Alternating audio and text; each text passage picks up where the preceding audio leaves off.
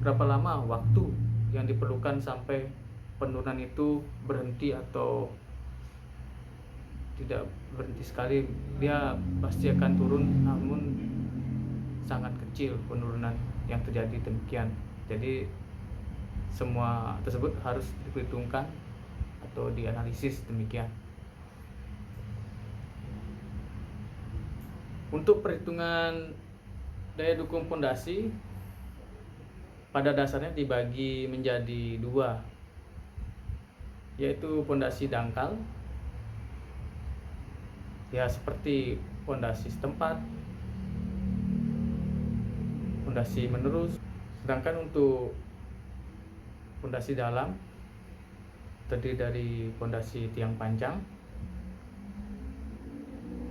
bore pile, pondasi tiang komposit. Ya, itu berapa jenis dari pondasi yang kita bisa ketahui. Sedangkan pengertian dari pondasi tersebut adalah suatu elemen struktur bagian bawah yang berfungsi meneruskan beban kepada tanah, baik beban dalam arah vertikal maupun horizontal, karena pondasi itu berfungsi untuk menahan beban di atasnya demikian, maupun beban secara horizontal. Pengertian pondasi lebih detail bisa baca atau mencari referensi Joseph E. Bowles, itu bagus ya buat mempelajari suatu pondasi. Nanti di akhir video ini saya akan berikan referensi yang bisa guys baca atau sebagai dasar dari ilmu-ilmu pondasi ya.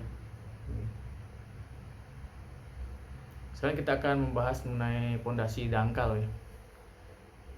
Disebut sebagai pondasi telapak atau pondasi rakit ya.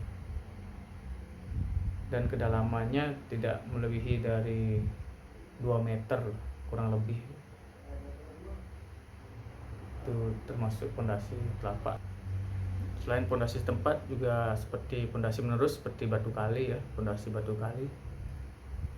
Untuk pondasi dalam seperti yang tadi saya sebutkan kembali ya, seperti bore pile, tiang panjang ya.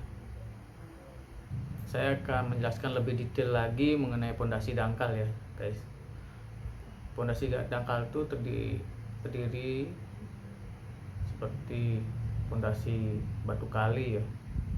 Bentuknya trapesium dengan tinggi rata-rata 60 cm sampai 80 cm, lebar 25 sampai 30 cm. Itu bagian atasnya. Yang bagian bawah lebar 60 sampai 80 cm. Pondasi batu kali berfungsi sebagai pondasi menurus ya, pondasi lajur yang menopang slope di atasnya.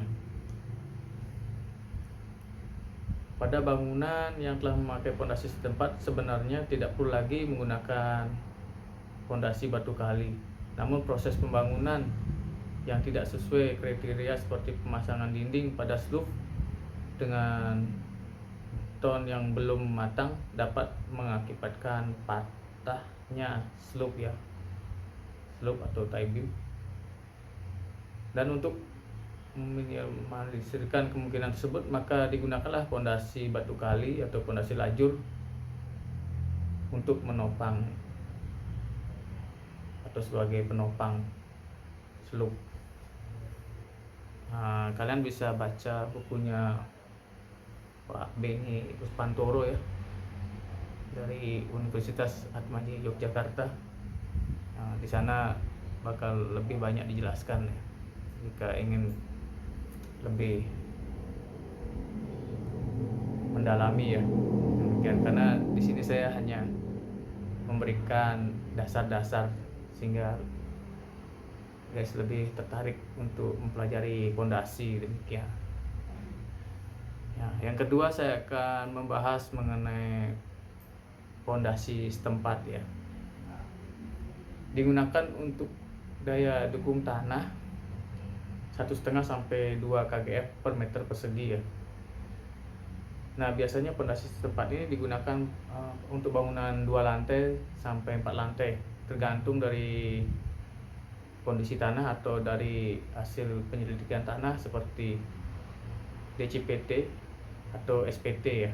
Nanti untuk berikutnya saya akan menjelaskan mengenai apa itu DCPT, apa itu SPT. Nah, untuk kali ini saya hanya membahas mengenai pondasi ya. Untuk pondasi setempat juga bisa dipakai in situ ya, casting in situ, artinya side mix betonnya atau menggunakan ready mix ya. Dan standar untuk pada umumnya mutunya K250 atau Eraxen 25 MPa ya. Nah, mengenai satuan K250 itu kgf per cm persegi. Kalau MPa itu Newton per milimeter persegi. Mungkin guys jarang mendengarkan satuan-satuan ini. Jika belum jelas bisa tanyakan kepada saya, bisa kirim pesan atau email ya. Nanti saya akan bagikan email saya ke guys kalau emang tertarik apa yang mau ditanyakan. Yang berikutnya pondasi sumuran. Ini termasuk pondasi dangkal. Pondasi ini untuk kedalaman tanah keras 2 sampai 6 meter ya, di bawah permukaan tanah. Pondasi sumuran mempunyai diameter 60, 100 atau 120 sampai 150 cm ya, 1,5 meter.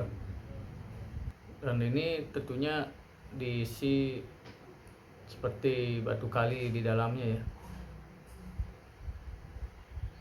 Gunanya pondasi sumuran ini untuk menaikkan tegangan izin tanah ya. Jadi guys bisa kombinasikan ya antara pondasi setempat dengan pondasi sumuran ya. Jadi kalau tanahnya kurang baik, bisa dinaikkan tegangan izin tanahnya dengan membuat pondasi sumuran pertama. Setelah itu di atasnya Anda buat pondasi telapak ya. Tergantung juga jenis bangunannya ya. Jadi tidak sembarangan menggunakan pondasi ya. Jadi harus ada analisisnya. Nah, tapi di pertemuan kali ini saya tidak membahas analisis ya.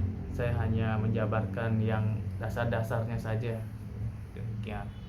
Yang berikutnya pondasi rolak ya, atau pondasi bata. Pondasi rolak merupakan pondasi yang memiliki daya tahan terhadap beban ringan ya, bukan beban berat.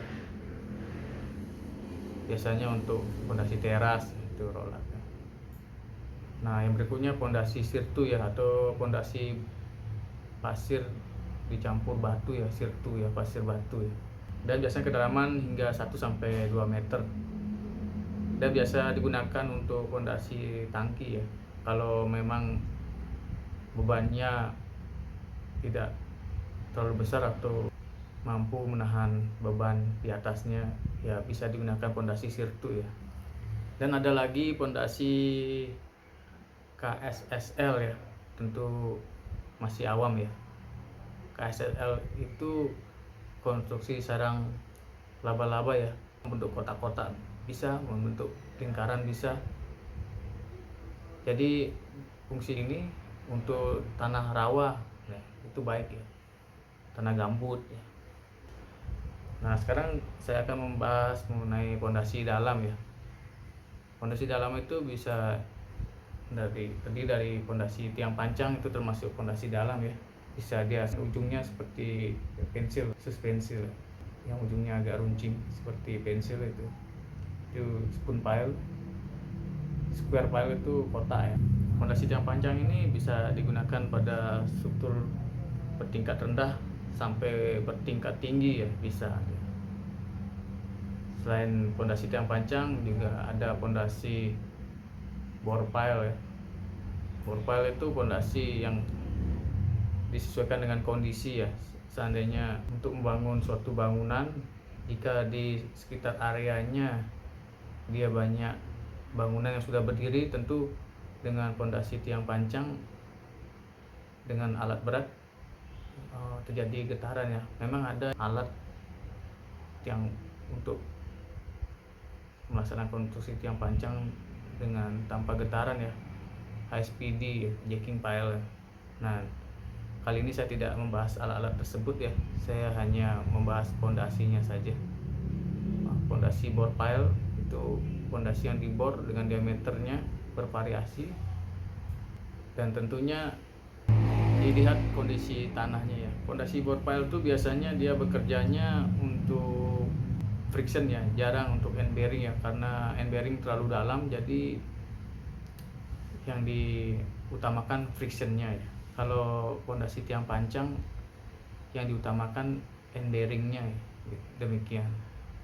Bore pile itu merupakan pondasi yang dibuat dengan cara melakukan pengeboran pada tanah dan mengisinya dengan tulangan baja dan dicor dengan mutu yang sesuai desain ya. Jadi sebelum melakukan konstruksi tentu ada analisisnya dan perencanaannya ya. Tapi di sini saya tidak membahasnya. Mungkin di pertemuan berikutnya, jika kalian tertarik bisa bertanya di kolom komentar ya, jika tertarik dengan bore pile. Bore pile pada umumnya dapat dilakukan pada semua jenis tanah dan dapat memiliki daya dukung yang amat tinggi, sehingga perancangan satu kolom dengan dukungan satu tiang bor dapat dilakukan. Bore pile dengan ukuran diameter 0,5 sampai 6 meter sudah dapat dilakukan. Dan kelebihan dari pondasi bore pile ini tidak menyebabkan heaving ya. Heaving itu istilahnya timbul ya atau mumbul. Kalau pondasi tiang pancang biasanya dia bisa heaving ya. Demikian. Jadi itu kelebihan pondasi bore pile. Namun kekurangannya ya tentu pekerjaannya sangat ya menyebabkan kotor ya, karena melakukan pengeboran dan tentu lumpur banyak ya di site. Nah, itu perlu ekstra untuk membersihkan ya area tersebut ya. Jadi positif negatifnya dibanding pondasi tiang pancang ya saling ada kelebihan dan kekurangannya lah, mau pakai pondasi tiang pancang atau bore pile ya. Untuk pondasi tentunya sudah jelas ya. Memang kalau ingin jelas sekali, waktu saya menjelaskan mungkin nggak cukup, karena emang kalau secara detail banyak sekali ya. Jadi guys bisa kirim pertanyaan atau komen ya, jadi saya akan lihat komentar-komentar yang setelahnya perlu saya jawab ya. Demikian ya. Untuk berikutnya saya akan membahas mengenai penurunan ya, karena setiap bangunan struktur yang sudah dibangun pasti akan mengalami penurunan, dan itu sangat penting ya mengetahui berapa besar penurunan yang terjadi ya, karena jangan sampai setelah guys membangun bangunan guys miring, nah itu tentu perbaikannya sangat mahal ya. Memang bisa diperbaiki tapi mahal. Nah, daripada kita memperbaiki, lebih baik kita analisis dengan baik dan mengetahui berapa penurunan yang terjadi, totalnya berapa. Nah, itu ada ilmunya guys. Jadi saya akan jelaskan mengenai penurunan atau settlement di kemudian hari ya, atau pertemuan berikutnya ya. Oke guys, sekian dulu ya. Tetap semangat.